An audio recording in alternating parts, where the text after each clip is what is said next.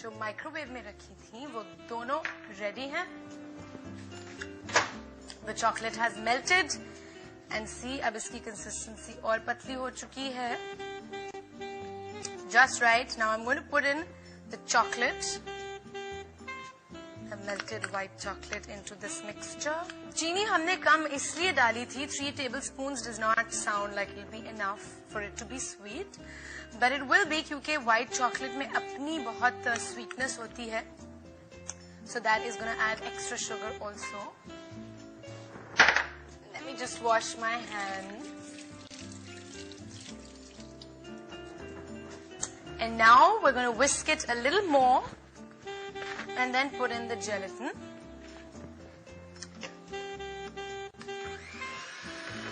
जो mixture है वो और thick हो चुका है because of the chocolate. और थोड़ा सा harden भी हो रहा है. जितना whisk करेंगे उतना अच्छा है because it needs